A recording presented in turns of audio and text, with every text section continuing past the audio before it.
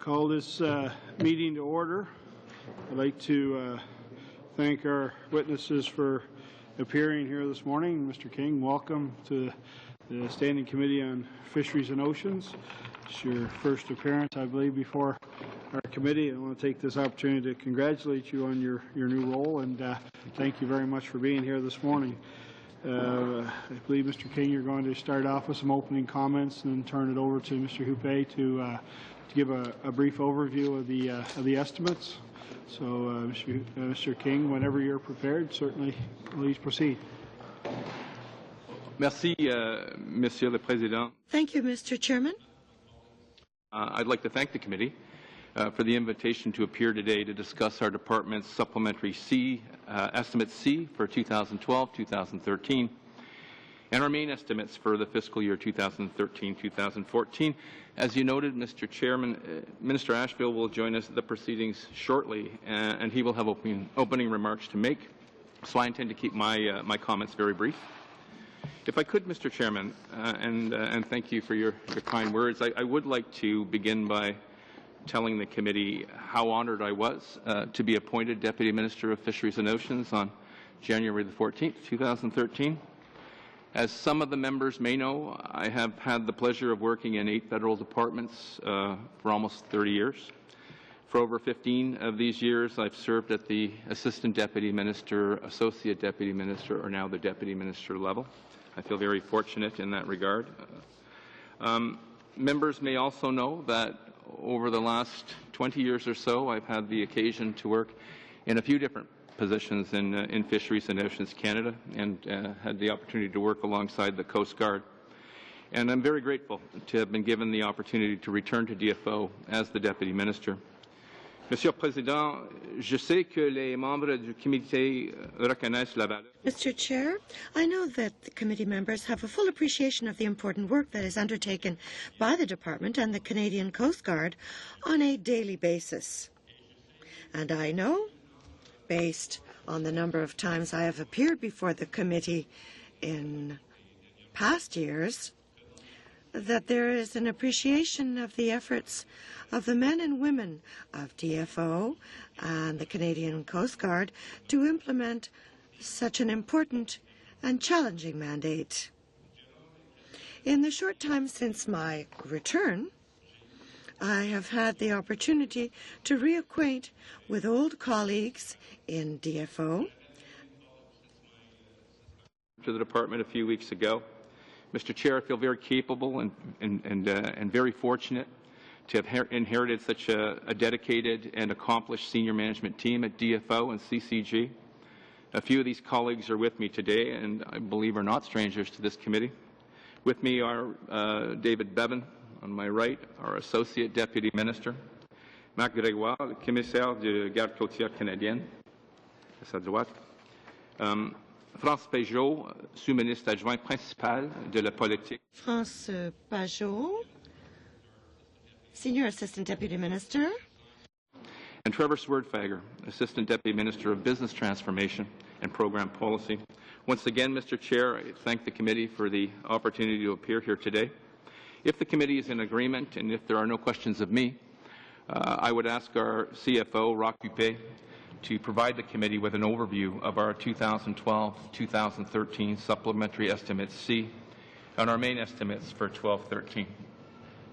Thank you. Monsieur Huppe.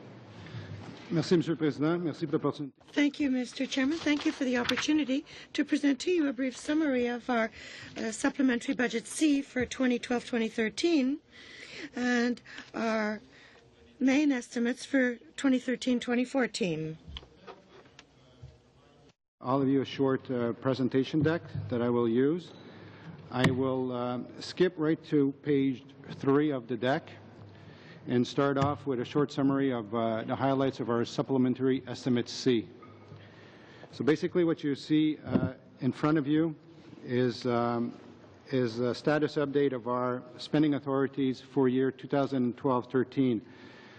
Same time here last year I presented the main estimates for the 2012-13, and we were proposing a budget of $1.665 billion. So during the course of the year, obviously, we've had some budget adjustments mainly through the supplementary estimates process.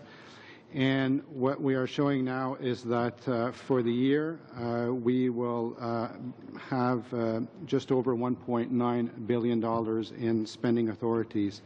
Now, in relating to supplementary estimate C, the net effect on our budget is a small decrease of the net impact of $320,000, and I'll go through the details. Now, although this is a small decrease, it doesn't mean that we have not brought in any additional funding through these estimates.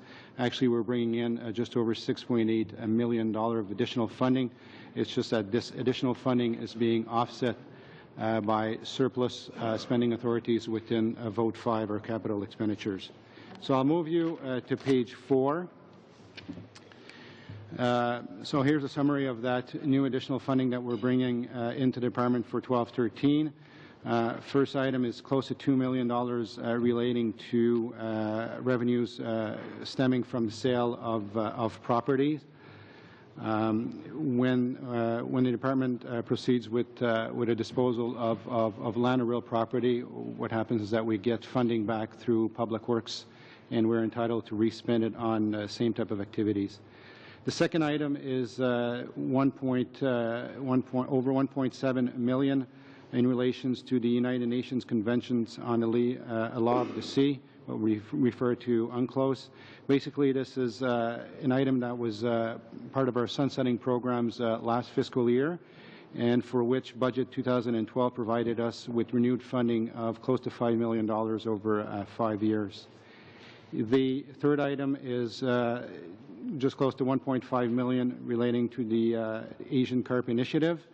Budget 2012 provided the department with $17.5 million over 5 years, and basically $1.5 million is our requirements for the year 12-13.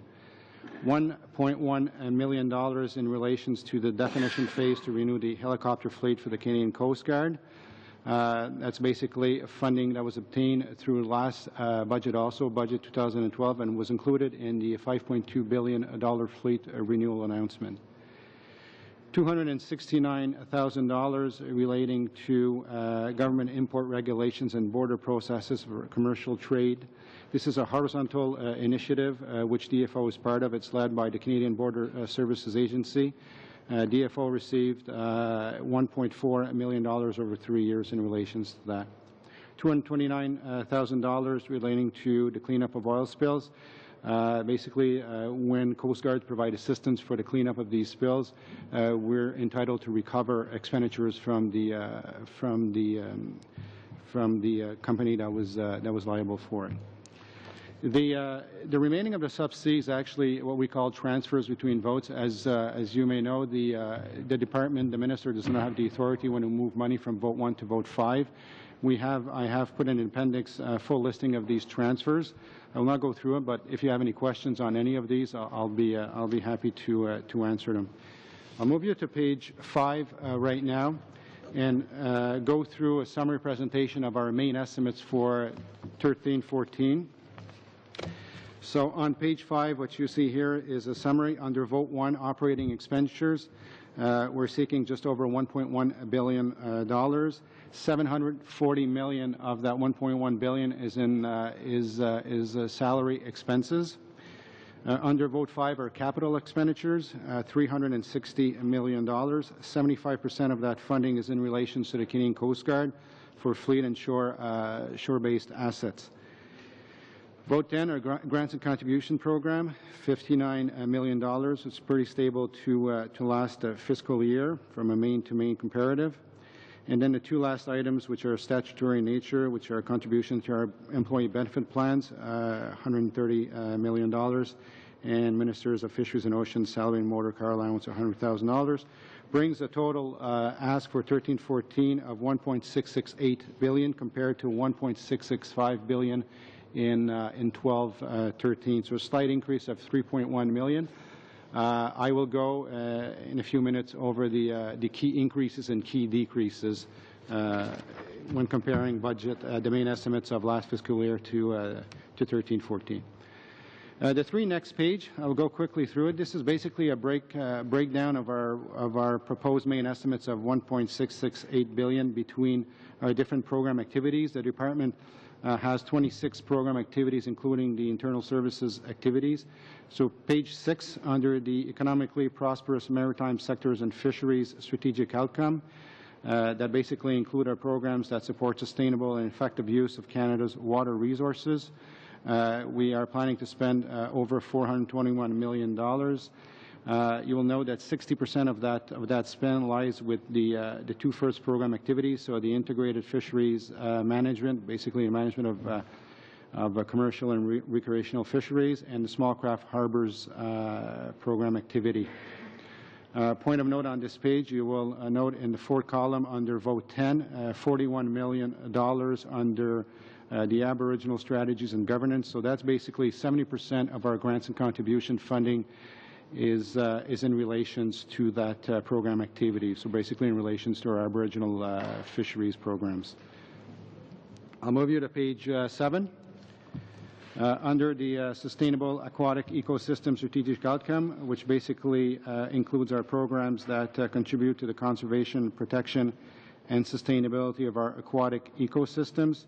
We're planning to spend just shy of $239 million, 70% of which in this case are basically planned to be spent under compliance and enforcement, so monitoring and surveillance activities, and fisheries protection. A point of note here, in last year's mains, fisheries protection would have been called habitat management, okay? And the funding is proposed this year is $58 million, which is basically stable from last fiscal year. It was also $58 million under habitat management. Move you to page 8. Last strategic outcome, safe and secure waters, which includes the programs that contribute to maintaining and improving maritime safety. A large part of this spend is Canadian Coast Guard related. Planning to spend over $721 million. 80% of that spend comes from the two first program activities, fleet operational readiness, which is basically ensuring that our fleet and our ship's crew are ready to operate, and shore-based asset readiness. Under Vote 5 Capital, you'll notice that close to $270 million is planned to be spent against these two same program activities, which basically represents 75% of our spend in the area of capital expenditures. Last point on this slide is under internal services. Our projected spend for the coming year is $286 million, compared to $296 million in the main estimates of 12-13. Out of the $286 million, there's $115 million that relates to our real property spending. As you know, Fisheries and Oceans is one of the most important department from an asset-based perspective, and includes our real property footprint. I'll take you to page 9 to talk to you about the key increases that caused the variance from last year's mains. First item is $76.7 million in relations to Canadian Coast Guard vessel life extensions and mid-life modernization program.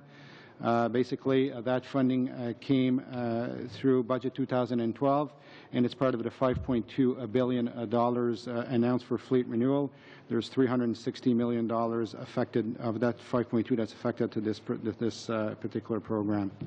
Second item, basically $20 million for the acquisition of offshore science vessel and management of the fleet procurement program. In the management of the fleet procurement program, the department also received $5 million as part of $5.2 billion announced in last budget to support this program. The remaining is basically cash flow in relations to the acquisition of the offshore science vessel. Just a point here.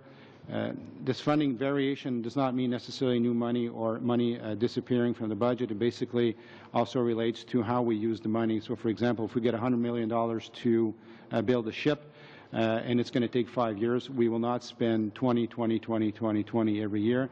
The cash flow will vary from year to year in the building of that ship.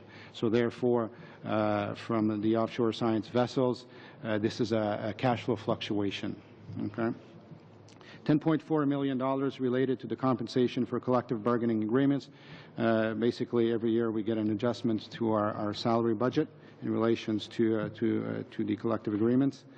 $8 million to protect wildlife species at risk. This was a program that was sunsetting last fiscal year and for which we had renewed funding in budget 2012. The department received $24.6 million over 3 years for that initiative.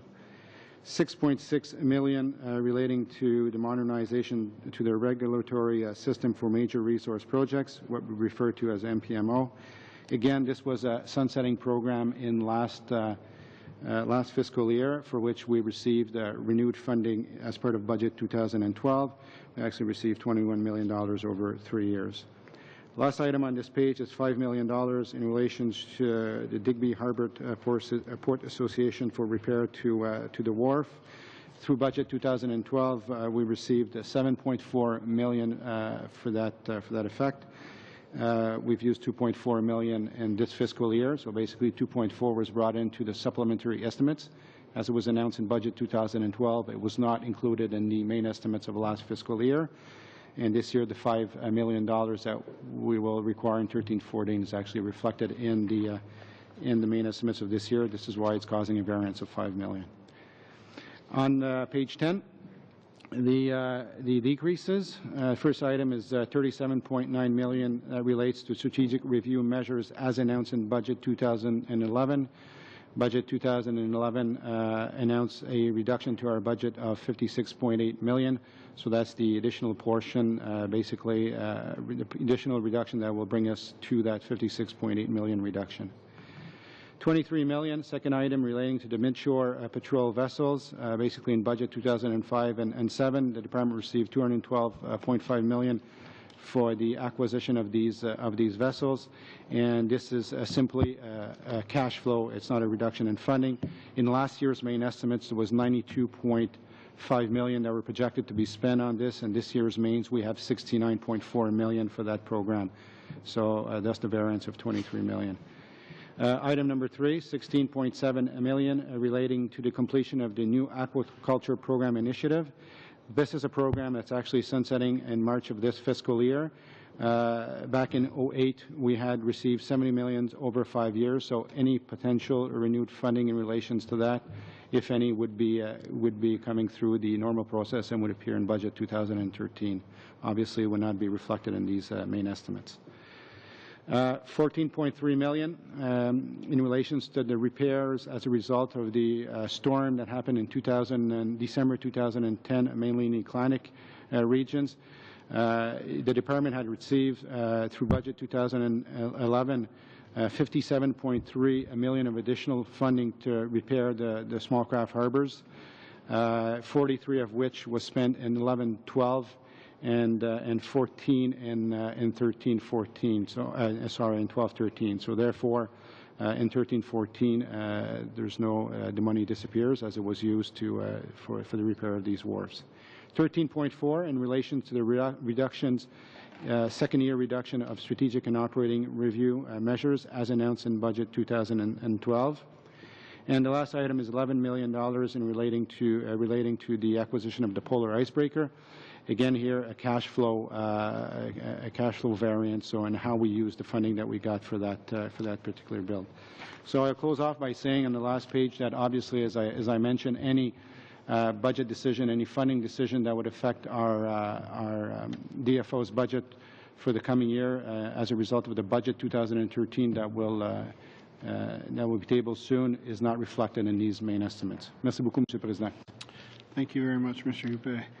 We'll start off with our questioning with Mr. Allen. Thank you very much, Mr. Chair, and thank you for our witnesses for being here. I'd like to start with a fairly high-level question with respect to the main estimates as well as the expenditure for this year based on the supplements and that we've received to date. And the total department expenditure, once we take everything into consideration for 12-13, is going to be $1.9 billion, $1.905 billion. The main estimates this year are coming in at $1.67 billion, which is not a whole lot different from the main estimates from last year as well. So just wanted to note that.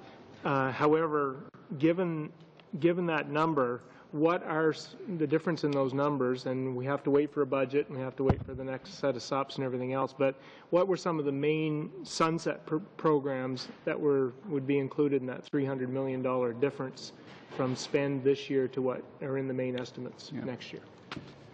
Okay.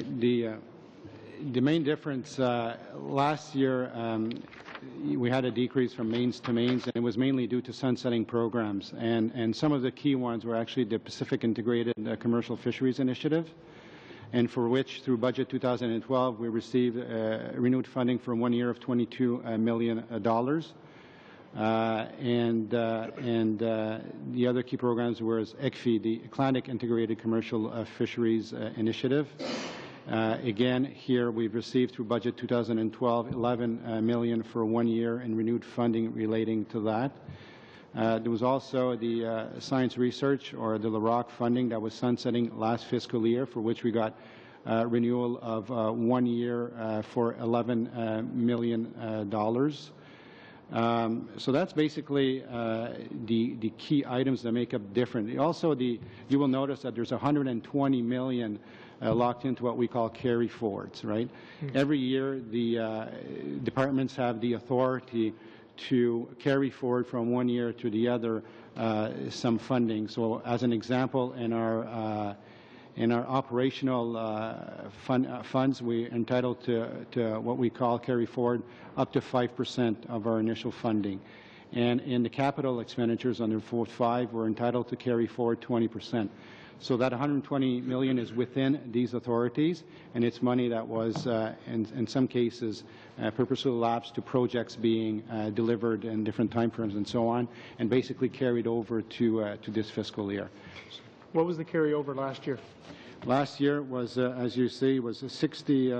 You mean the previous year? The previous year. Okay. Altogether, it was in operating, instead of 60, it was 42, if I'm not mistaken, 42, 43. And at capital, it was much lower than 60. It was more around the $10 or $15 million. Okay. As you're aware, we just finished, or just wrapping up a study with respect to closed containment salmon aquaculture, and just want to ask, one of the programs you talked about sunsetting was the $16.7 million on which was related to the new aquaculture program, and you did indicate that this is a sunsetting program, initial program around $70 million.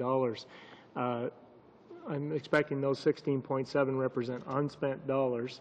So my question is, what were the objectives, and did you achieve the objectives of that program in order to let these dollars sunset?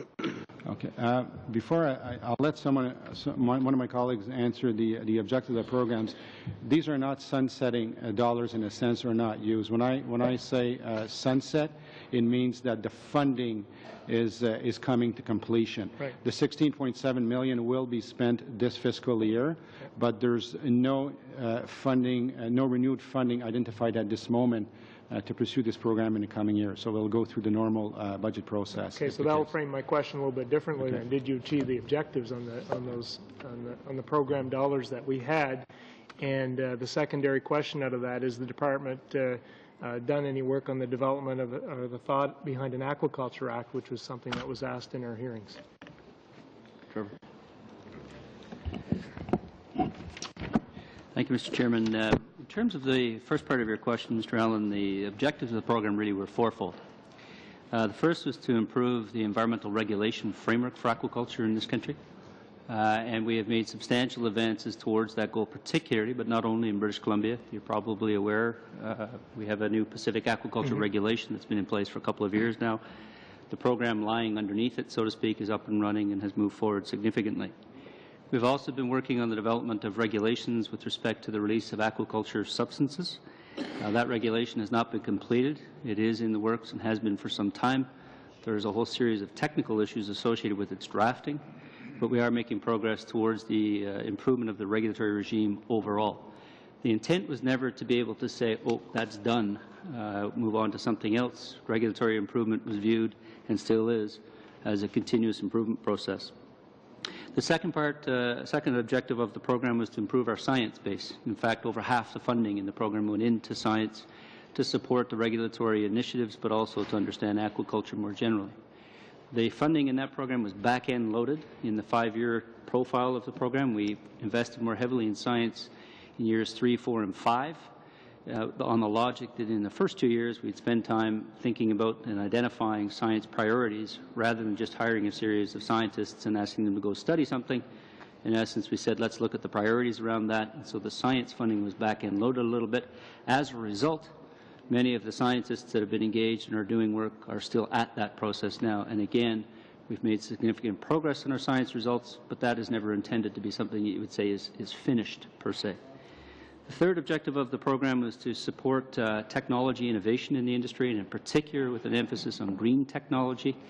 And as you will know from your study on closed containment, the Department and the government more generally through the Sustainable Development Technology Fund has put fairly substantial investments into things like closed containment and other matters in the innovation envelope, and again, that work continues.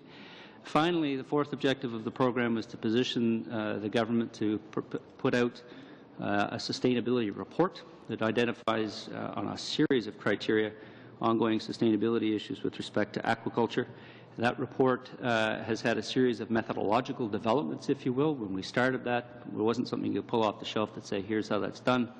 And so the methodology of that has evolved, and we have a report that's forthcoming shortly. Those are the 4 objectives of the program, and I would say all of them are well advanced. None of them are what I would describe as complete, so to speak. Thank you very much. That's helpful. Thank you very much, Mr. Allen. Mr. Donnelly. Thank you, Mr. Chair, and thanks to the DFO officials for attending and providing us this information. We do have a few questions. I'd like to start off, Monsieur Gregoire. Last time you appeared before our committee and spoke about the closure of the Kitsilano Coast Guard Station, you estimated the closure would create a net savings of about $700,000, and I'm wondering if this is still the case. Yes, but I'll remind you that this was a net saving. I've seen different reports in the media there. The gross saving, the actual cost of running the Kitsilano Coast Guard Station is about $900,000. So you achieve the $700,000 saving by subtracting the money that we're giving to the RCMSAR, the auxiliaries in BC, and the cost of operating the inshore rescue boat station, the seasonal one that will be operating out of HMCS Discovery. Thank you. And with this, the closure of the Kit Station, there was a real lack of consultation. There was a massive public outcry, and serious safety concerns were raised by the public, the City of Vancouver, the Province of BC, and Vancouver's fire and police chiefs. Did the Coast Guard ever seriously reconsider its decision to shut down the Kit Station and use the seasonal student-based operation? If we have reconsidered, well, you know, first of all, this proposal is our proposal. When we looked at places where we could be more efficient, we did that in the summer of 2011 in preparation for the budget 2012. We looked at our operations throughout the country. And I and the Coast Guard management team were of the opinion, after looking at everything we do, that we could ensure search and rescue services in a more efficient manner in the Port of Vancouver. And therefore, the proposal to close the Kitsilano station was made, but to effect it with mitigation measures, which is the seasonal station, but more importantly, to increase the capacity of the auxiliaries in BC, the RCMSAR. And they have increased their training, they have moved the station, new ships were acquired, and I am very confident today that search and rescue will be offered in a safe manner at the proper level in the Port of Vancouver.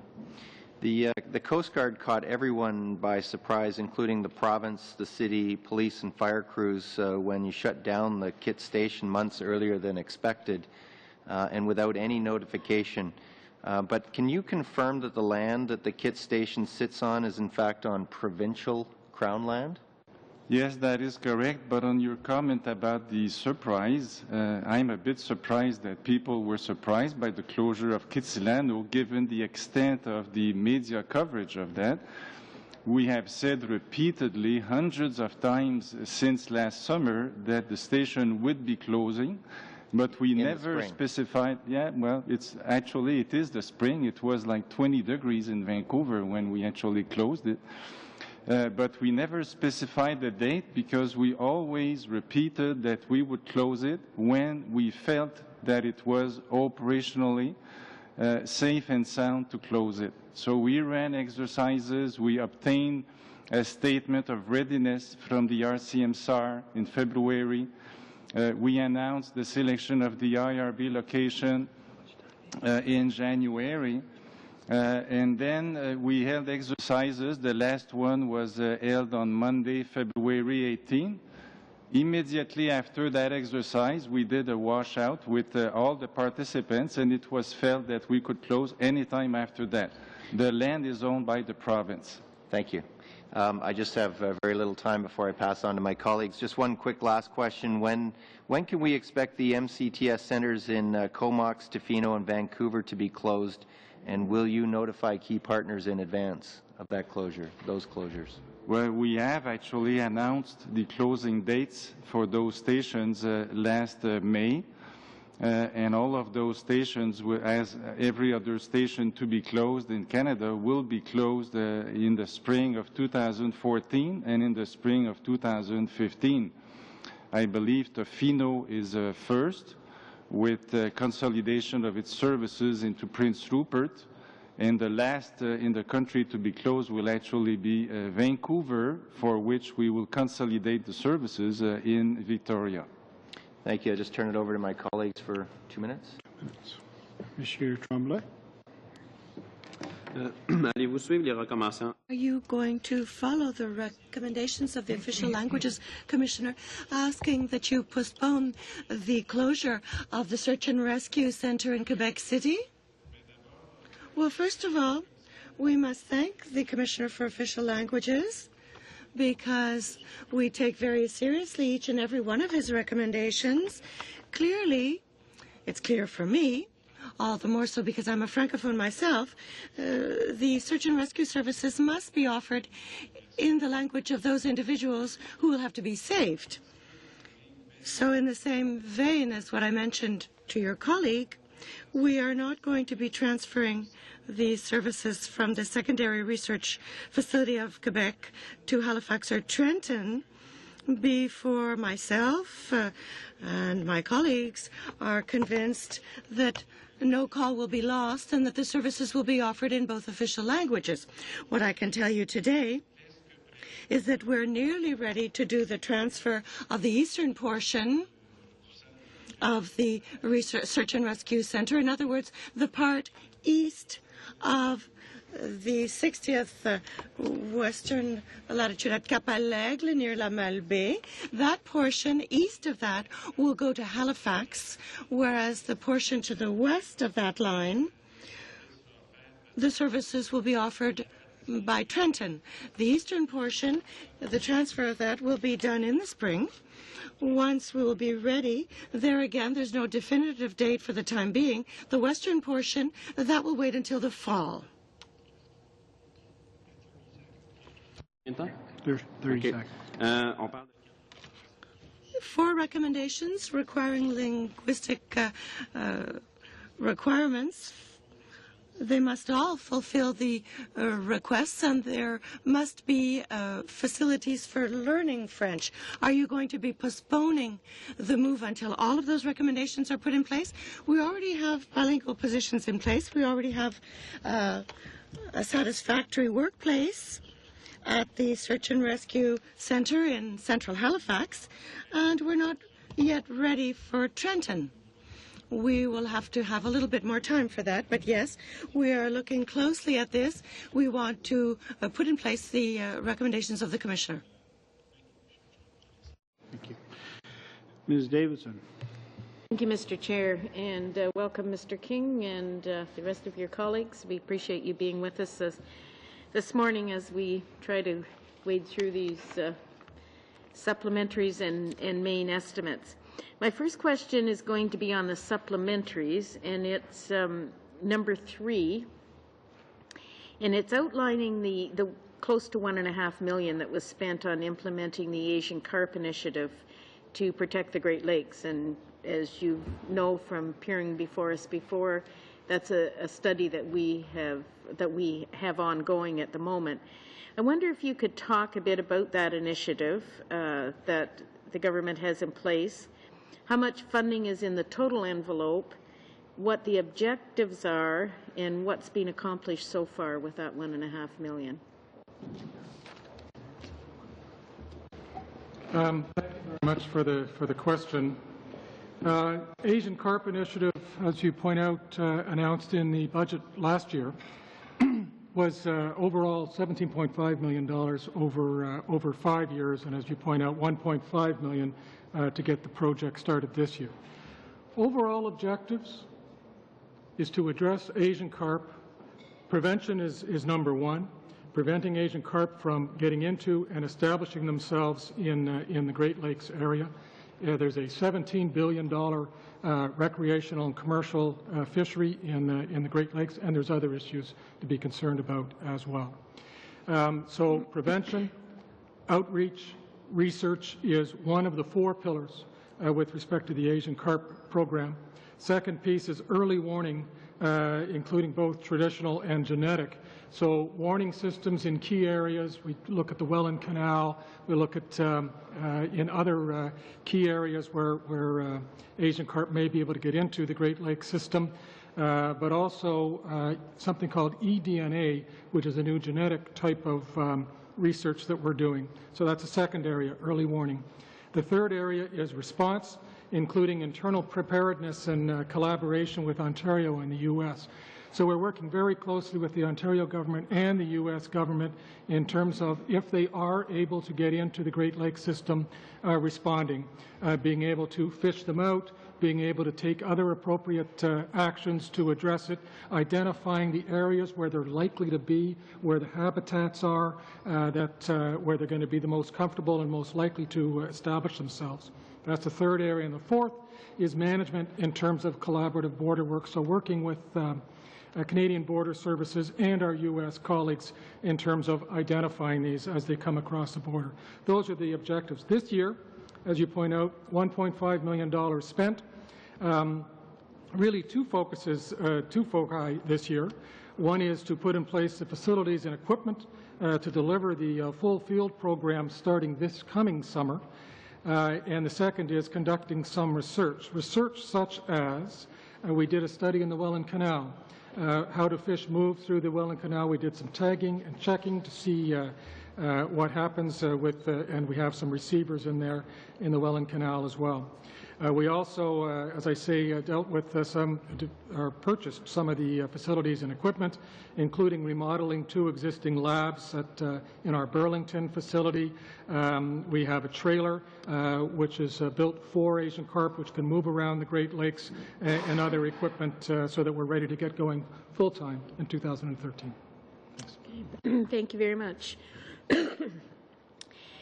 My next question is going to be on number 6 in the supplementaries, and it's talking about the reinvestment of revenue received from polluters. And I know that we've heard a lot of misinformation and fear-mongering about, the discussion on how oil spills are managed in Canada. So I think that we need to be aware of what is happening.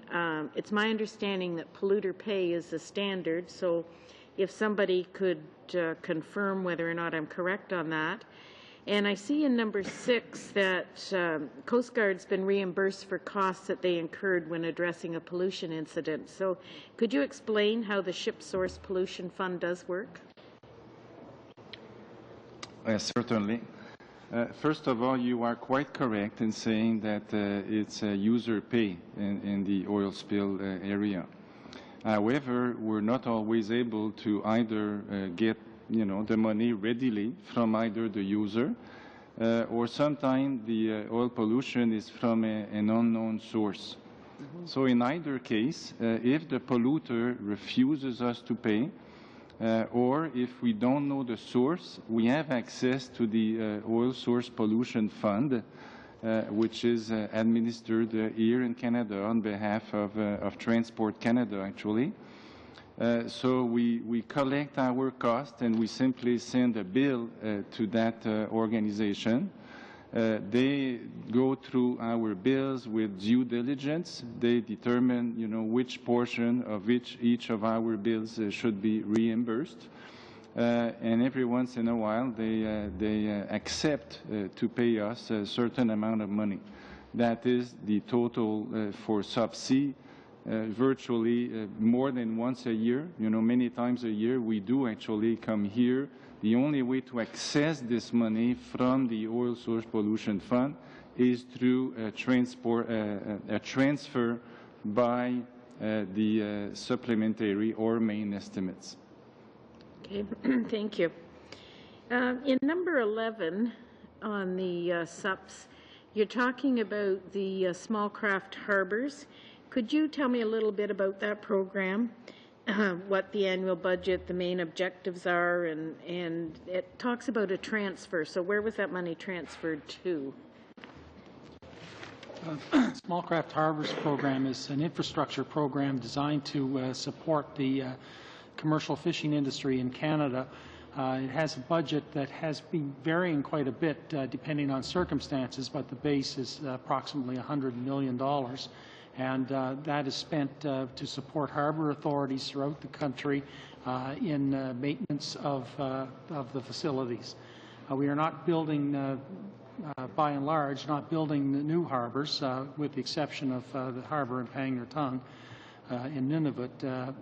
The budget is now spent to either maintain commercial harbors or get harbors that are no longer core ready for divestment. The budget varies. During the Economic Action Plan, it almost doubled, and we also have periodic increases in the budget if there's storm damage or some event of that nature. So the bulk of the money is spent on G's and C's for transfer to support contracts that are needed to do the work on the facilities. Thank you, Ms. Davidson. Mr. McCauley. Thank you very much, Mr. Chair, and welcome, Mr. King. Congratulations on your new position. My first, and just a bit of a follow-up on Kitsilano and whatever takes place in the government, it's not the departmental officials that make the decision. Am I understanding this correct, that you're giving, it's the government that decides what takes place? Now, you might give suggestions, but there's a dollar figure given to you, and that's what you have to operate under. Am I understanding correctly? I can start off, Mr. McCauley, and I'm sure the Commissioner, who has a deeper history in this than I, will weigh in. But in this case, the Coast Guard was in the process of looking at a whole stream of activities to effectively make their operations more efficient. And the recommendation to close Kitsilano was a recommendation that was put to the government by the Coast Guard. And this was done in the context of a broader expenditure review exercise. It happened to be a recommendation that was accepted. But Mark, you have more if you want to add the color commentary. No, actually, I couldn't have said it better. So it originated in the Coast Guard, was accepted by the government, yes. But thank you very much, and what you're telling me is it's efficiency.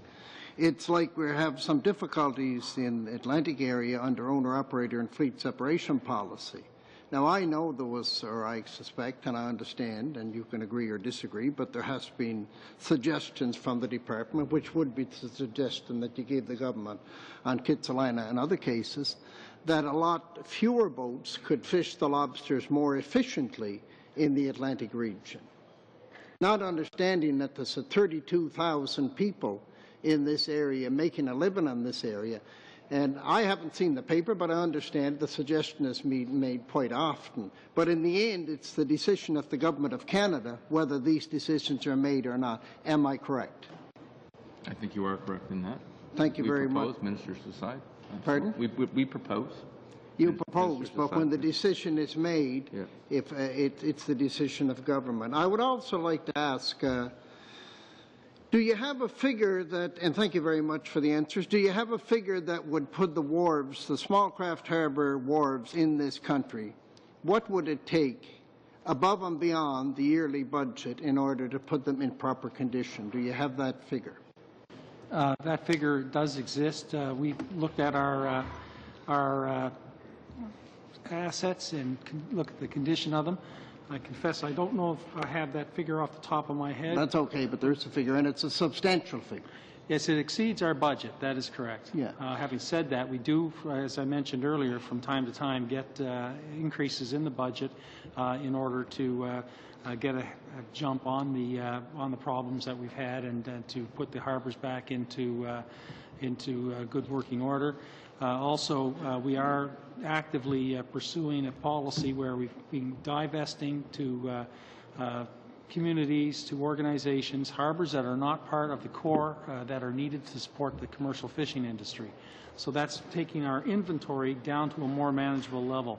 But there is still a gap that exists, and we are looking to manage that gap through that divestment and through the proper alignment of the harbors with the fishing activity.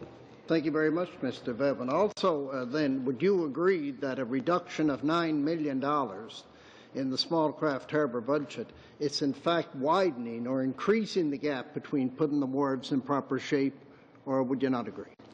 Well, I think that the $9 million is a point in time, and I think if you look at the last few years, the expenditures, they've been certainly considerably more than the A base and what was in the mains.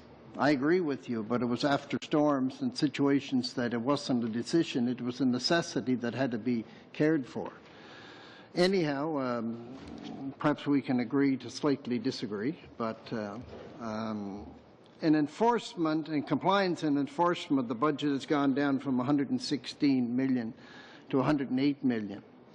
Does this mean there will be less people? Will there be people lose their jobs? How will this affect fisheries officers and people that monitor the situation on the wharves? The fact is that there are adjustments in where our fishery officers are located. We have not laid off fishery officers. We have moved fishery officers. We had a review of how to do our enforcement some time ago over the last few years, and it became pretty evident that having people on the wharves is one way, and we do have to have what's called reactive enforcement, which is you get out there and you see what's going on, you look at seeing if there's poaching, etc. We have to have education because we do need to ensure that people are aware of their obligations to be in compliance and that the public is aware of the legal activities and illegal activities so that they can inform us. And the more recent development is we've been putting in major investigation capacity. We found that by comparing data sets from landings, from observers, from a variety of areas, we can start to see where to put our energy. So I think our enforcement is actually enhanced through that process. I'm mindful of a couple of fisheries where large scale fraud was uncovered, where we had collusion between people involved in monitoring, control, surveillance, and the plants and the fishermen, and that's how we detect that, and that's how we get the at the fines, etc., that are really helping to deter that kind of activity. And do you believe that education in itself has made the fishermen, people involved in the fishery, much more concerned about conservation in the fishery? I think those that are attached to the fishery are concerned. That doesn't mean everybody is convinced to comply. So when you're under economic pressure, as they are, there's no question that we've seen prices and squeeze. They're going down, costs are going up. By and large, people stay within the rules and let us know if somebody's outside of the compliance, but education itself will not stop it. It has to be supported by the reactive enforcement and by the investigations. Thank you very much, Mr. Chair. Thank you very much, Mr. McCauley. Colleagues, we're going to suspend for a couple of minutes here to set up for the minister. My understanding is he'll be with us here within a couple of minutes. So I'd like to thank everyone for their cooperation this morning so far for complying with the time. So thank you very much. So we'll take a brief moment to suspend while we set up for the minister's appearance.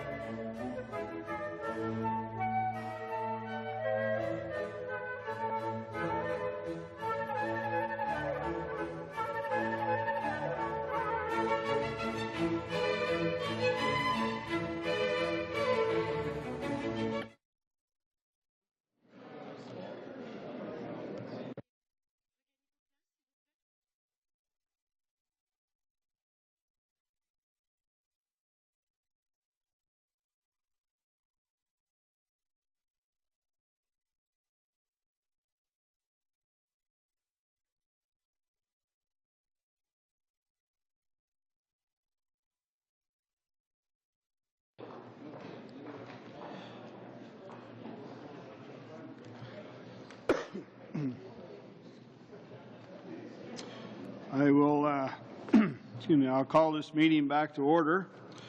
Mr. Minister, I'd like to say before we begin, it's good to see you back before this committee once again and in good health, and certainly your committee members were very concerned about your health over the last few months, and it's a great pleasure to have you here today before us. So, Minister, I don't have to go through the procedures with you. I know you're quite familiar with how the committee operates, and I'll ask you if you want to proceed right into your opening comments. The floor is yours whenever you're prepared. Well, thank you, Mr. Chairman, and as I said many times, it's good to be seen. Thank you for the kind words. Whether my health stands up or not, I guess depends on how this committee meeting goes.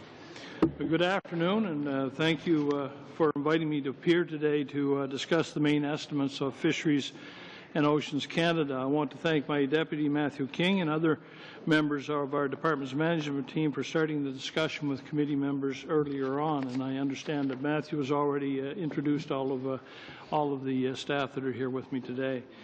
Our Chief Financial Officer, Roch Coupé, has presented the highlights of our main estimates to you already. The figures they contain represent a snapshot in time of our government spending plans. Our fiscal outlook for the year ahead will be reflected more fully in the budget that will be presented later this month by my colleague, the Minister of Finance.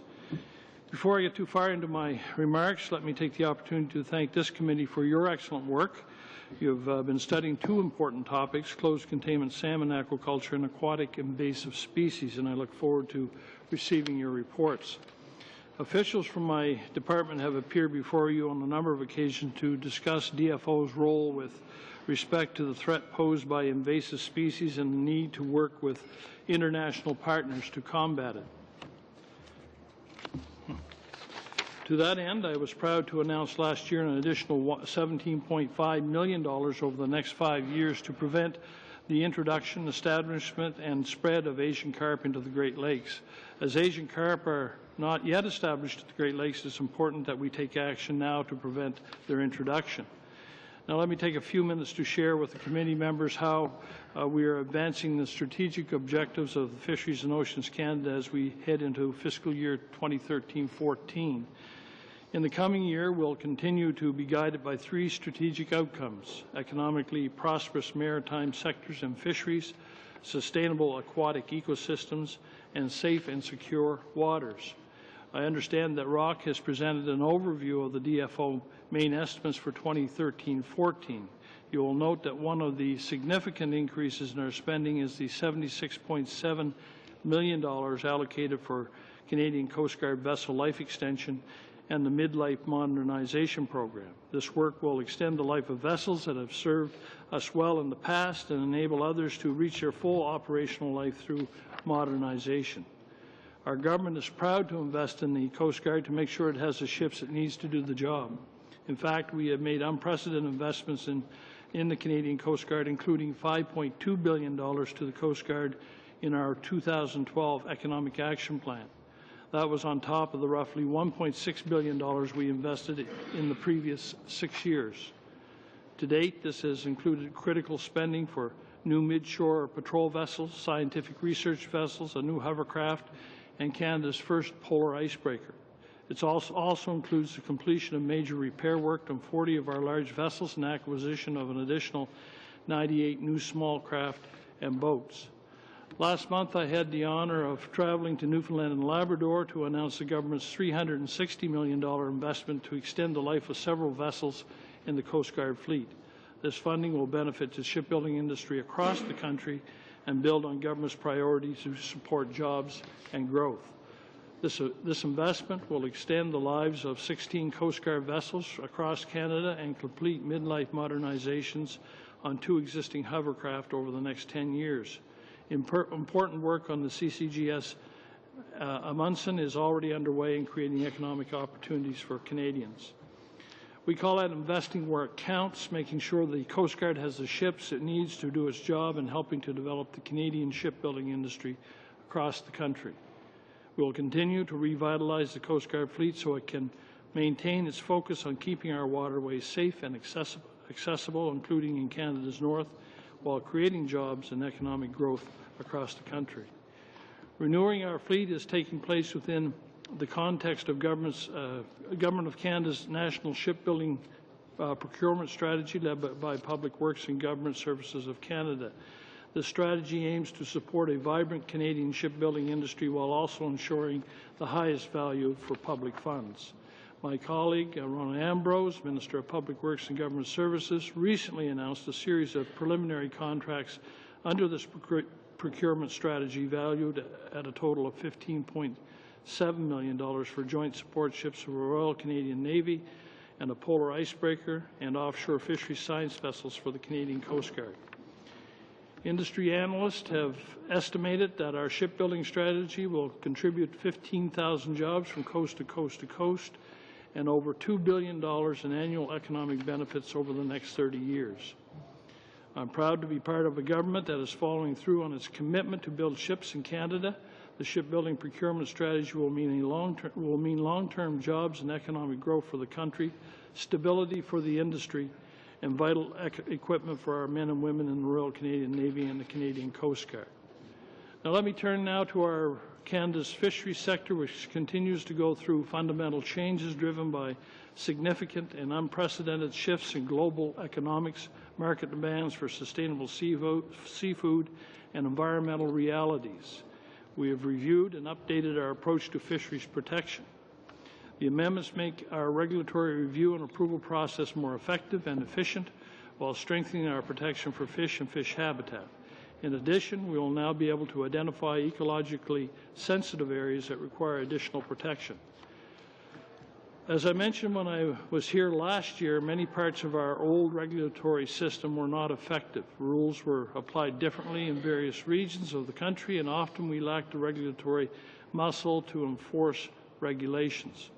We were creating red tape, reviewing perhaps as many as 95% of small projects that simply did not need that level of oversight. All the while, we were diverting limited resources away from our main task, protecting commercial, aboriginal, and recreational fisheries. Under the new Act, we will strengthen our ability to work with our partners, other levels of government, conservation groups, and the private sector to protect the productivity of Canada's fisheries while providing much-needed clarity to Canadians. We believe that by improving our partnerships, be they with provincial, territorial, and municipal governments, Aboriginal organizations, conservation groups, and others, we can improve the protection of our fisheries resources.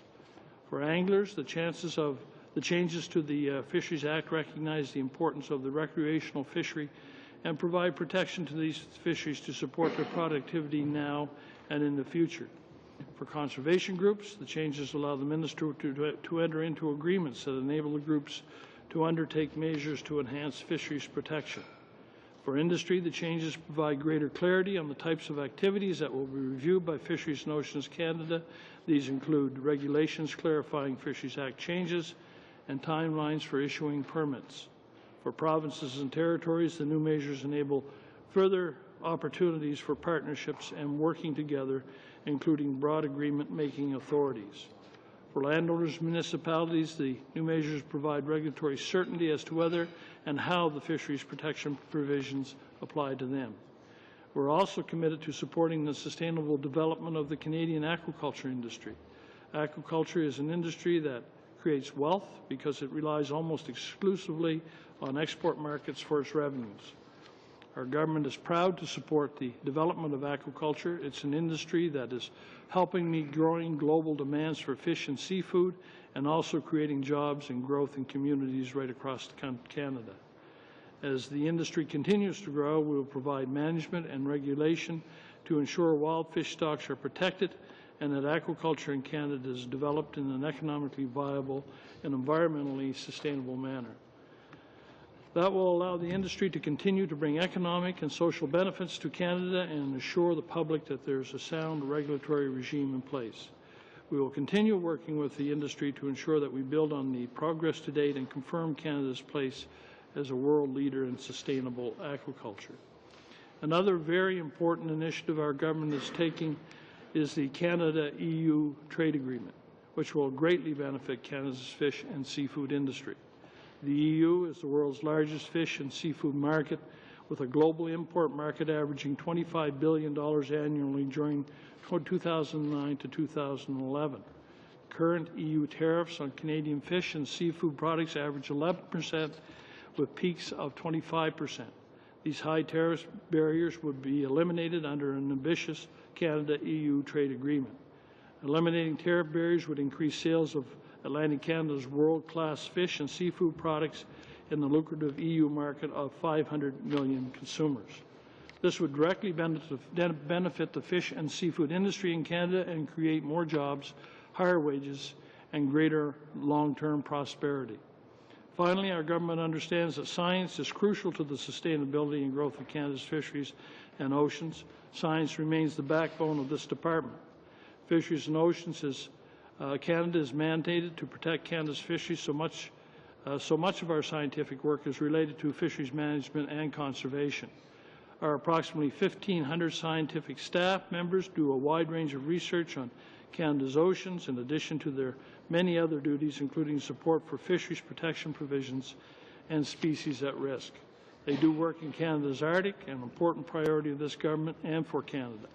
We have class-leading hydrographers who are providing charting services to the marine and transport industry. We have an excellent team working on ways to protect Canada's fisheries from aquatic invasive species like Asian carp. Our scientists are working with colleagues in other departments and with academia to provide advice based on the most current knowledge on a range of important matters.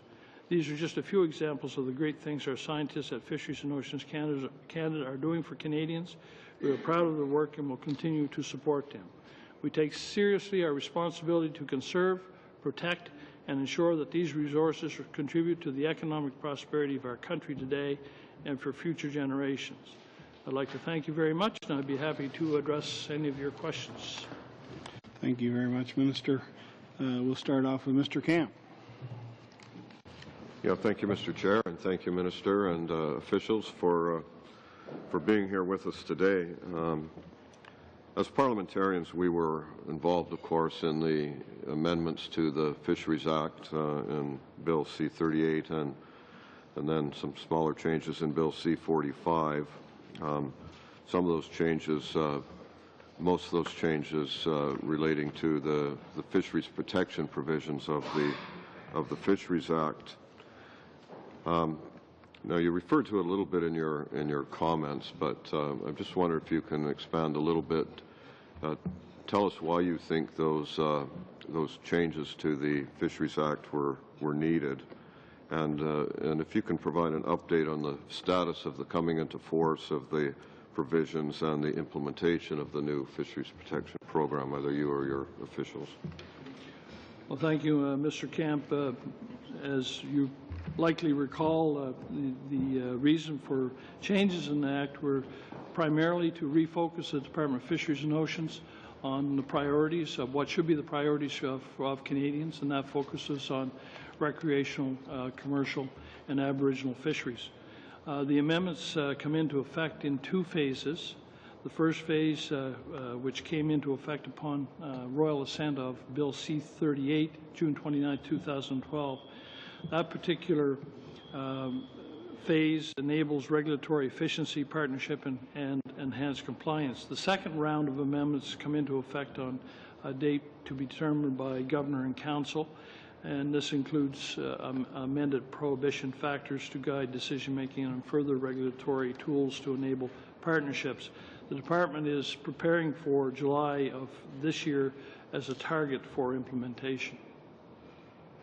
Okay, so by July, you think you'll be in a position to implement the new fisheries protection program with its new policy regulations, if necessary. How many my understanding is that there's a new structure in place as well in terms of number of positions, number of offices that they'll be working out of. Can you tell us anything about that and where we're at in that new structure? If I follow the question, are you talking enforcement, Mr. Camp, or are you talking overall? Talking about the what used to be called habitat officers and how many we'll have across the country, and reduction of offices, I understand, and if you're confident that that new structure is going to be, or your officials are confident that we're going to be able to do the work that's necessary to protect fisheries. Thank you. The Fisheries Act will continue to be enforced by fisheries officers, both federal and provincial, across the country. And there's a number of ways that can be done. I'll ask the staff to talk about the specifics of the consolidations, if we can. I don't know if Trevor is going to talk about those. Thank you, Minister. The work that the department is engaged in is proceeding along restructuring the organization previously known as Habitat. It will now be known as the Fisheries Protection Program, as you've indicated. We are going to go from a highly distributed footprint under which we had approximately 68 offices, or Habitat offices, I should say, many of which had 1 or 2 people in them. We will go from 68 offices to 15. They will be consolidated in all of the major capitals, if you will, and centres across the country. We will, in so doing, allow ourselves to more effectively concentrate our resources, establish stronger management controls, ensure greater consistency and coherence across the program, and to ensure that the work of the program is directly focused on the protection of commercial, recreational, Aboriginal fisheries and their habitat. The organization is being restructured into a series of what we call fisheries protection units, and we are grouping experts along the lines of development-type projects. So, for example, we'll have a group on oil, mining, and gas, those sorts of things. I won't describe the entire org chart because time doesn't allow that, but essentially the focus is to create a triage unit into which project proposals would come. They'd be diverted into a particular, directed, I should say, into a particular fisheries protection unit for assessment and move forward. Bottom line from our perspective is it's not a little tweak, it's not a touch on a lever or a dial, it's a restructuring of the program to align the delivery with the provisions, the new provisions of the Act. Okay, thank you. I want to ask the Minister a little bit about the Cohen Commission, but can you just tell us what engagement has been taking place as we're moving toward this new fisheries protection program? Yeah. Either one. Thank you, Mr. Kemp. Prior to Christmas, we had a series, and as the Act itself was being developed, or the provisions, but primarily prior to Christmas, we engaged in a number of bilateral conversations with industry groups, several environmental groups across the country, and several First Nation organizations, land claimants, and so on. Our intent going forward over the course of the next several months is to, again, conduct a series of engagement sessions with major sectors, if you will. We don't foresee having large, massive workshop gatherings where we bring everybody to Ottawa, much as though I know people from around the country want to come here.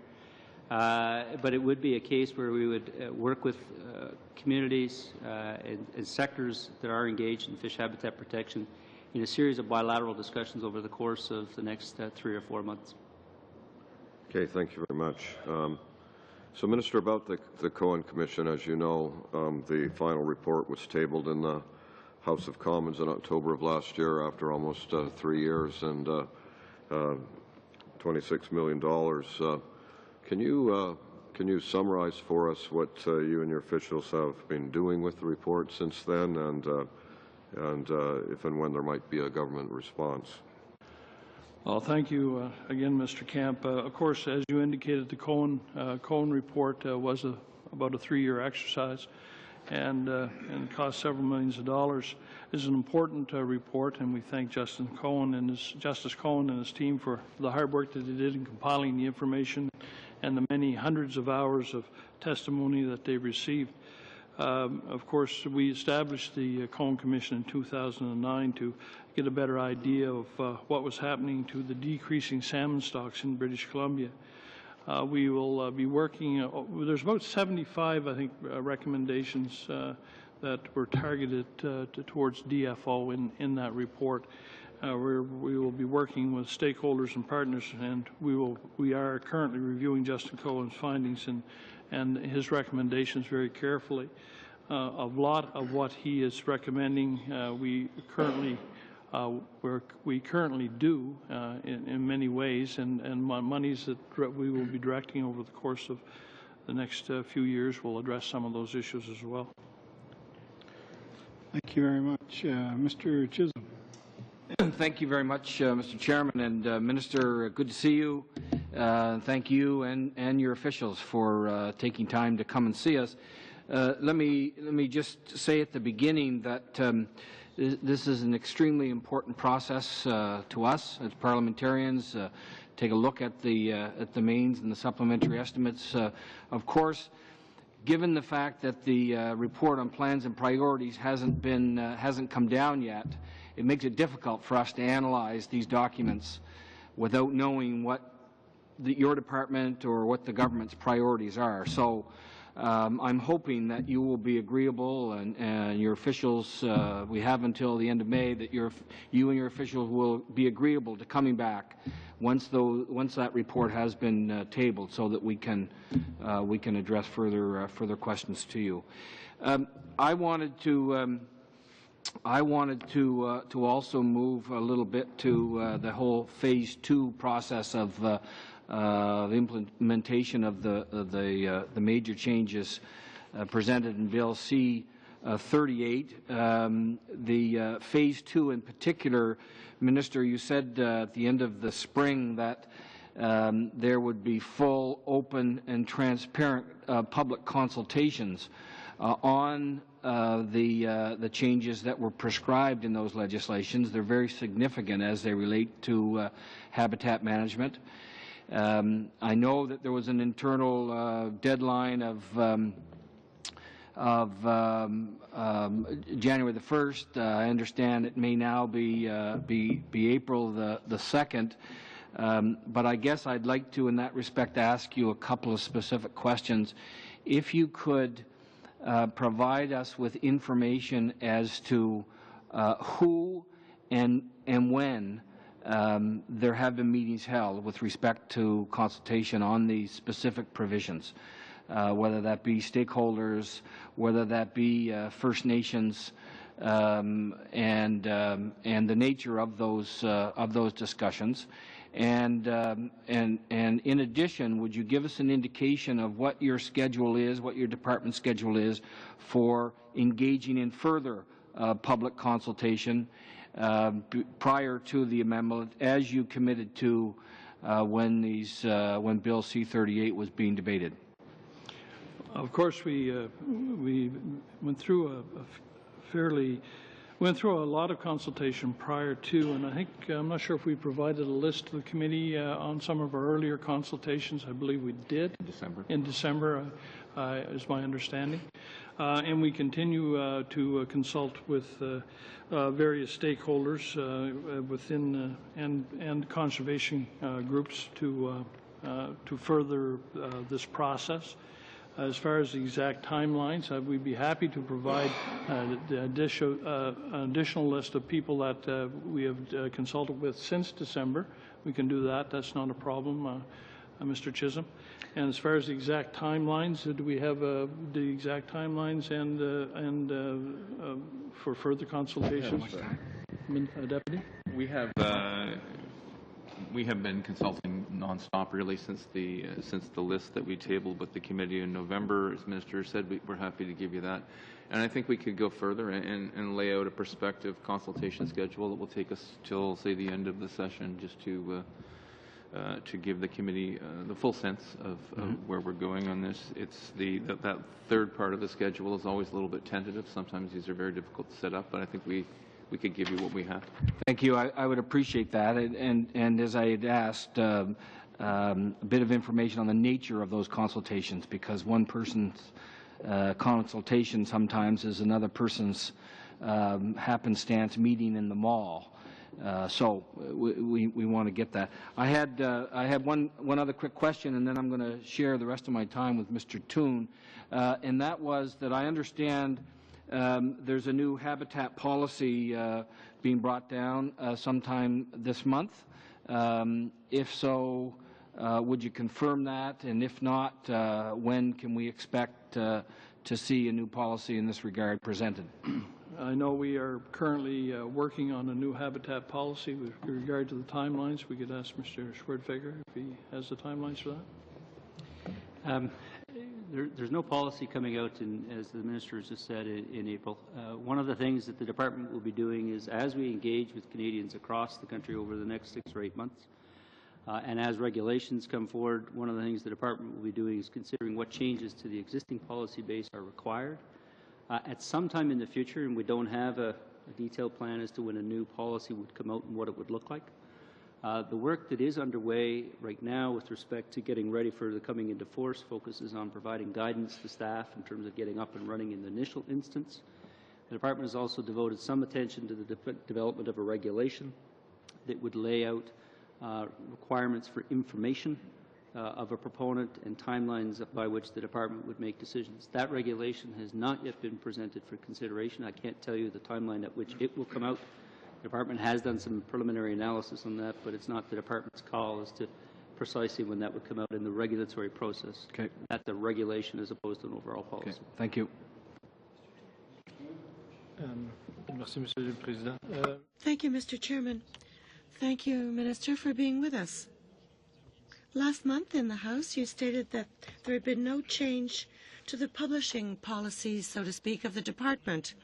We've learned since, however, that there's a brief that says that there's been a new policy in place since February 2013. An American scientist even stated that it's somewhat like a muzzling exercise of scientists, and it's an affront to the freedom of expression of scientists. Could you explain to us in what's involved with this change, more particularly how this aligns with our policy for the Arctic? There have been no recent changes to DFO's publication policy, and there's no plans to make substantive changes. The Department has made procedural adjustments to ensure that the Department is in compliance with copyright laws. You know, we're very happy to say that we've invested a lot of money in science and technology, and I'm very proud to promote important work our scientists are doing. And that's why we share research material and publish research findings. And our scientists provide thousands of interviews per year regarding their work, and they lecture at conferences all over the world. So we'll continue that process. We're not in any sense trying to stifle scientists. That's not the case at all. I think it's very obvious. We responded to over 1,500 science-based media inquiries between 2010 and now, and our scientists are publishing all the time 300 science reports documenting our research in Canada's fisheries and oceans is an example.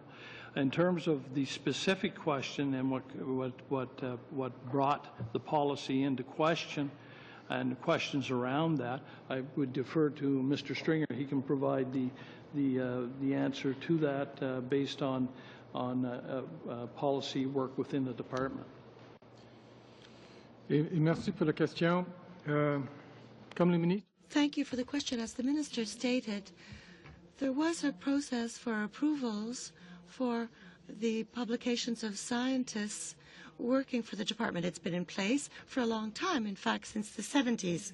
And as the Minister also stated, there was a slight change in the processes, the procedures involved in one of our regions. And it is because of a report of the Auditor General. And I'll continue in English, if you'll allow me. Said that a number of departments, including the Department of Fisheries and Oceans, were not taking sufficient action to adequately protect intellectual property. That meant, and so we looked at our procedures, and our procedures did not make it clear in this one region that the approval process applies both when our scientist is the primary or the sole author of a document, and when our scientist is a secondary author. There may be intellectual property that we need to protect. The adjustment is to ensure that that was taking place. So it is a small adjustment in the procedure. As the Minister has said, the practice of approval, which takes place within the science sector, it should be noted, okay, has been long-standing. Thank you very much, Mr. Stringer. Mr. Sopak. Thank you, Mr. Chairman. Just on the issue of consultation, Minister, I just offer the suggestion that a year ago our government and the Prime Minister himself announced that the creation of the Hunting and Angling Advisory Panel, where every single major angling group in Canada is a member of that particular panel. So this is probably a suggestion to Mr. Schwertfeger, who's undertaking those consultations there. You have a ready-made group already in place, and I would strongly suggest that that be the consultative body from the recreational fishing community. In terms of recreational fisheries, I understand, and versus commercial fisheries, I understand that the value of recreational fishing in Canada is about $8 billion a year, with about 4 million people participating, and the value of commercial fishing is in the $2 billion range. And departmental expenditures seem to be the exact opposite of those values. Do you see a day, Minister, when the department will begin to place more emphasis on the recreational fishing industry / activity that is so critical to many areas, especially in rural Canada? Well, you're absolutely correct in terms of recreational fishery and the importance it is to many Canadians, myself included, and I suggest there's probably others around the table that participate in recreational fishery. We're always cognizant of what we can do in terms of recreational fishery, a lot of which is provincial in nature. A lot of the work in that area is done by the provinces, but certainly it's one that we're happy to participate in. If you take, for example, the halibut fishery in recreational fishery on the West Coast, we increased the percentage share for the recreational fisheries to 15%. That was well received by most, some not so well received by. But in any case, I think it was an important thing to do, and it's one of the things that we've done to recognize the value of recreational fishery to Canadians. An incredible source of income for a lot of people as well. So it has the economic side of it, the social side of it, the social economic side. They're important to Canadians. I appreciate that answer there. There possibly could be a federal role, though. The management of fisheries, inland fisheries, is clearly under provincial jurisdiction. But again, your department has the Salmonid Enhancement Program, which is funded to almost $30 million a year. And I would suggest that do you think there could be the possibility of replicating fisheries enhancement programs that provinces largely don't do? Could that be a possible role for the federal government? Possibly, if the monies were available to do that. It's always an issue of what we can afford to do. But I don't know if any of my officials have any comments to make on this. I think that the Salmon Enhancement Program on the West Coast was designed with that context in mind. There's mixed stock fishing by recreational fishers, and there was a desire to try and provide more opportunity, and that's a program that's being fine-tuned over the years. But that is an area where we have jurisdiction, and it's saltwater fishery and in-river fishery, but we have the jurisdiction to manage those.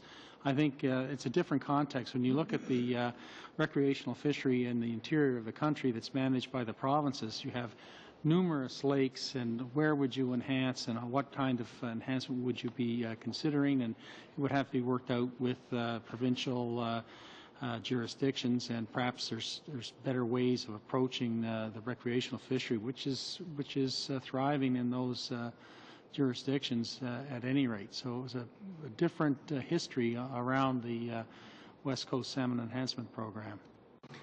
I understand that, but one thing I can assure you that as a former regional fisheries biologist myself, a federal role in fisheries enhancement and helping fisheries productivity improve would be very welcome, because there are recreational fisheries in inland Canada that are in difficulty and could use some support. In terms, under the new Fisheries Act, there's a clear provision to allow for partnerships with conservation groups, and one partnership that I think is a model that could be replicated across the country is the one that apparently there is a partnership between DFO and the Atlantic Salmon Federation to work to enhance Atlantic salmon stocks, and there's been some very great successes there. Minister, can you talk about that particular activity of the department? Yeah, it goes back to, I forget which year, there was a fund made available to Atlantic Salmon Association, I believe it was, and also the Pacific equivalent, X number of dollars, and from the interest garnered from those accounts, they are to do enhancement work. It's been very successful in Atlantic Canada. Although I suggest that, they would suggest that they would like to have more funds made available to do more important work as well. But overall, it has worked very well. They have had a lot of significant projects in Atlantic Canada with a lot of groups. It leverages money, too, which is important. It's not all their money. They leverage money, and that allows them to make investments, larger investments than you would ordinarily be making if you're just using your own dollars and cents. It's a very successful program. Yeah, and similarly, the Atlantic salmon introduction to Lake Ontario, which is an inland fishery, which your department, I think, participated in, is an example that, you do have the capability to work in the inland waters. So I would recommend, Minister, that you ask your officials to start looking for opportunities there. And again, the Hunting and Angling Advisory Panel, which the Prime Minister himself announced, would be an ideal sounding board for this particular activity. In terms of the new Fisheries Act, going back to the habitat protection guidelines, habitat protection provisions, I understand that now under the new Fisheries Act, that guidelines can be issued for certain project activities by waterways, such as the design of road crossings and so on, to allow fish passages. Am I correct in that? Yes, you're absolutely correct in that. I mean, we're focusing more on larger projects that would have major impacts on our recreational, commercial, and Aboriginal fishery, and less focus on some of the smaller types of projects, like as we talked about last year, farmers' ditches and so on and so forth. So you're absolutely correct. Thank you very much. Mr. McCauley. Mr. Chair, and welcome, Mr. Minister, and your fleet of advisors. Pleased to have them. I would just on a note that when consultations, particularly when the changes came to the Fisheries Act, it was awful difficult for me to find anybody in Prince Edward Island that was consulted with. The only thing I would suggest to you is that if you're going to have consultations, that there be open consultations and fishermen able to attend those meetings. But I would like to ask you, are you fully committed, and is the government fully committed to preserving the owner-operator fleet separation policy as it is today? And do you intend to eliminate the controlling agreements in 2014 or in 2014? And do you intend to grandfather the people that are involved? Owner-operator and fleet ownership, I think it's probably been pretty clear that we're not going to touch that, and that was not the intention of my so-called open consultation, which became much more than open to a few people. They chose their own avenue of attack, and I suggest that I know a few might be right around this table, but in any case, it never was, and was the focus of my open consultation. And I think I've made it quite clear that I have no intention of moving in that direction. In terms of the, I think you're talking about, what's the name of that PIC fee, is it? PIFCAF, your comments. That's due to expire in 2014, that arrangement. Or those arrangements is due to expire in 2014, and we haven't made any kind of determination at this point whether or not we'll grandfather those that are still involved in those, or who were originally involved in those, grandfather them into the program. Thank you, Mr. Minister. Would you agree that this is a way for people other than people that own and operate the boats to receive the benefit of a fleet that's fishing, or would you disagree with the controlling agreements? Yeah, I guess if you look at it hypothetically or not, well, even directly, you would be, yes, it could very much result in that. That's my concern, Mr. Minister. And also, coming from Prince Edward Island, where we have fairly large, it's worth somewhere close to $55 million, the can or lobster industry, and it's directly related to the carapace size. And of course, there is an agreement that it goes up to 72 millimeters this year, but you also realize that there's pressure on to put that size up substantially. I just ask you, can the people involved in this industry, which is an important industry for our province, and if the price of lobster was where it should be, it would probably be closer to $75 million industry, and the demand for protein around the world is increasing all the time, can you rest the fears of a number of our fishermen and people involved in the industry that it will remain at 72 for the fishermen in Prince Edward Island? Well, as you know, there's been ongoing discussions, and I met with the Minister of Fisheries from PEI and officials. I've also met with the official opposition, as a matter of fact, from PEI, with the New Brunswick Minister of Fisheries and the MFU union, Fishermen's Union, on this particular issue. Of course, on the New Brunswick side, they're interested in moving the carapace size up. PEI wants it left no more than 72 that's coming into play this year, and I understand their position quite well. I mean, they've developed a niche market for that product, and a fairly lucrative market. There's ongoing discussions on both sides, and there's been no conclusion to what's going to happen at this point. And I'll wait for them to provide me with some solutions to their problem. Okay, Mr. Minister, and a few years ago, this committee wrote a report that indicated that your department would provide assistance to lobster fishermen to reduce their costs. Now, Atlantic Lobster's sustainability measures has been cut, going from $7.8 million to $4.8 million. Can you give us more information on this reduction? And basically, is this part of the fishery a priority for your government? You understand that there's increasing costs in every sector of every involvement in the fishery, and to have this loss is not good for the fishery.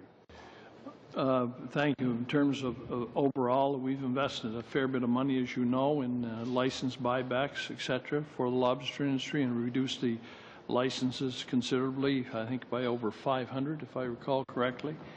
So there's less people in the business, which is probably a good thing in terms of the overall industry. Rationalization is positive in that industry. As far as the nuts and bolts, and I'd ask Rock to take a spin at that. The initial investment in what we call the long-term lobster sustainability program was $55 million over 5 years. So again, from a cash flow perspective, we ramped up towards the middle. We're in the last few years, 13, 14 being the last year. So indeed, the earmark funding to transition out of the program for next year is $5 million close to, and it was about $8 million for 12-13. So that's why there's a variance of $3 million. So we're in phasing out of that program. Well, the fact is there's a loss to the program, but also I want to thank you, Mr. Minister, for the rationalization program. I fully agree with that, and I think It's proved its worth on the south side of Prince Edward Island in particular. Also, you indicated in the Cohen report there was about 75 recommendations that involved DFO. Now, I'm just looking for some advice from you here. Oh yes, you're the minister. Looking at the situation and the importance and the dollars spent on the Cohen report, do you feel that Justice Cohen should be at least brought before this committee? And we're just asking for direction. I know the committee decides what it does and what it does not do, but understanding the dollars that have been spent, do you not feel that this information should be brought to this committee? Well, as you indicated, Mr. Macaulay, and I don't want to be in conflict with my senior, but it is the committee's business to decide what they want to do and who they want to call before this committee, and I would never suggest that I would interfere in that process. Well, thank you for thank you very much, Mr. straight Macaulay. advice. I appreciate it very much. Thank you very much. We're going to move to a 2-minute round now, so I'd ask members to please keep their questions very pointed so we can get as many questions and answers in as possible. Mr. Donnelly. Thank you, Mr. Chair, and welcome, Minister, and your team. And because I only have a short time, I'm going to ask you a number of questions at once, and you can take your pick how you want to answer. So it's now been over 4 months since Justin Cohen released his final report, which contains 75 recommendations to improve the future sustainability of the Fraser River sockeye. In fact, the report outlines several key deadlines, some of which have already come and gone, and yet this government has been silent on how it will respond to the $26 million report. He also pointed out the department's conflicting mandate of promoting aquaculture while at the same time protecting wild salmon. So I'm wondering if you have given specific direction to your ministry to implement the 75 recommendations from Justice Cohen's report, and will there be funding in the budget 2013 for DFO to ensure they have the necessary resources to implement Cohen's recommendations? And I also want to ask if you intend to fully implement the wild salmon policy, and do you intend to create a position of a wild salmon policy associate regional director? And just finally, I will mention that I have a motion that I have introduced to this committee, and I will just let you know, I'm not wanting you to discuss it or talk about it, but I just wanted to let you know I will be bringing it forward at the next standing committee meeting regarding a study on the impacts of the closure of the Kitsilano Coast Guard Station. But in the remaining time, I'm wondering if you could answer those 3 questions. In the remaining time, I doubt it. There's a lot of questions there. In terms of Cohen, yeah, it was a 3-year process, and you have to understand there's a significant number of recommendations here. We've given direction to the department to review all of those recommendations and bring forward recommendations to myself for consideration. Some of them we're already involved in and have been working towards. So you know, it's a 3-year process, and we've had 4 months to analyze it. I think it's incumbent on us to review what Justice Cohen has had to say in a proper fashion, in a systematic fashion, and take some time to do that properly. And you don't want me to talk about Kitsilano. Just the wild salmon policy associate director. You've more than used up that 2 minutes. Mr. Woodworth. Thank you very much, Mr. Chair, and Minister and officials. Good afternoon. It's my first opportunity, Minister, to speak to you from this chair at this committee, being a relatively new member. And as the member for Kitchener Centre, I share with Ms. Davidson the distinction of having a riding which is at or near the south coast of Canada, sometimes referred to as the Great Lakes. So I was very interested in your comments earlier about $17.5 million over 5 years being put toward the question of the Asian carp and invasive species issues. That, of course, is a potentially huge problem for the Great Lakes, and I wondered if you could elaborate a little bit upon what the government is going to be doing in relation to the early detection and interdiction of that invasive species or others into the Great Lakes. Yeah, thank you, Mr. Woodworth. In terms of the Asian carp situation, it has been a significant problem in U.S. waters. We've managed to keep it out of the Great Lakes at this point, and it's not only our work, but it's in large part the work of the United States government. They've made massive investments in that area to try and keep the Asian carp out of the Great Lakes. We did establish a fund or introduce $17.5 million over 5 years in this program, and it's focused on 4 pillars primarily: prevention, early warning response, and control management. And that's in conjunction with our partners in the U.S. That funding is above and beyond what we already invest in aquatic invasive species, which is about $4 million a year. So we're currently working with provinces and territories on the development of a national aquatic invasive species regulatory proposal that would help address aquatic invasive species in Canada, including Asian carp. So it's broader than just the Asian carp issue. It's many other types of invasive species that could potentially enter the country. Very good. Thank you. I think that's my 2 minutes. Thank you very much. Mr. Toon. Didn't realize we stopped time. I too, actually, it's the first time I get to ask you questions without it being the drama of the House of Commons, so it's a pleasant change. But j'ai une question pour quant à l'Institut Maurice-Lamontagne. I have a question regarding the Institut Maurice-Lamontagne. It's the only French language library of fisheries and oceans in a center that is going to be closed. It's a precious resource for marine scientists who are French language speakers. So I have a question.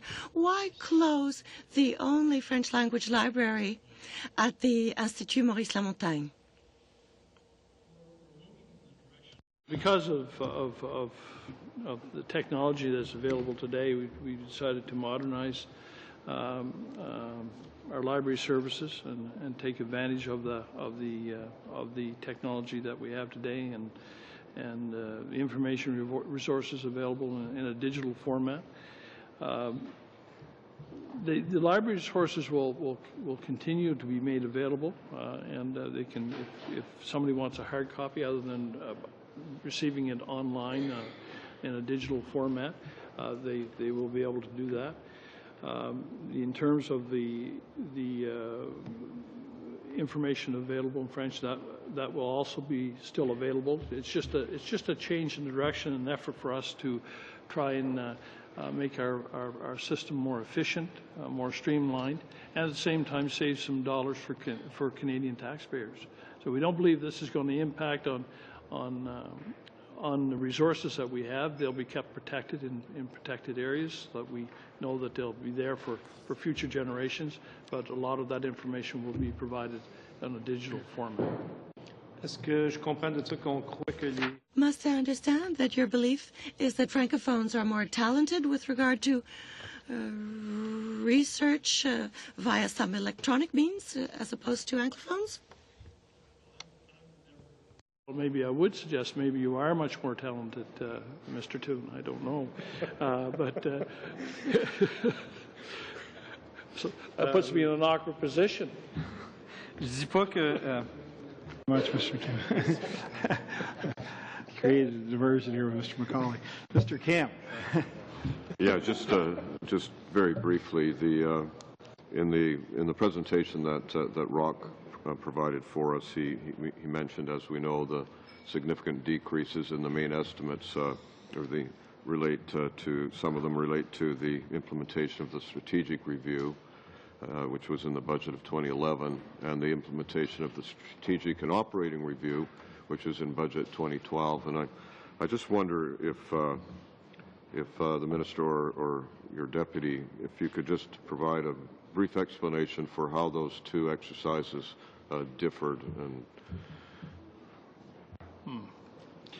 Well, I guess probably the best way to explain is the direction that the strategic review took and that of the strategic operating review. Strategic review looked at effectiveness and efficiency of programs that focused on the core federal roles and whether or not there was departmental creep into areas that we shouldn't be involved in. And then obviously we had to look at it in terms of meeting the needs of Canadians. The overall effect of strategic review, it amounted to cost savings yielding about $56.8 million in 2013-14 and a reduction of about 286 full-time equivalent positions. Strategic and operating review, it was designed to position the department to make both structural and key policy changes. And the ultimate effect of that was that by 2014-15 we'd have a reduction of about $79.3 million and a reduction of about 520.3 FTEs. Now, to put that in perspective, at least 75% of the positions that were reduced have been handled through attrition and retirements, etc. Thank you very much. Minister, as always, it's been a pleasure to have you here today, and I want to thank you and your officials for appearing before this committee once again. And there being no further business, I would move this committee stand adjourned. Thank you.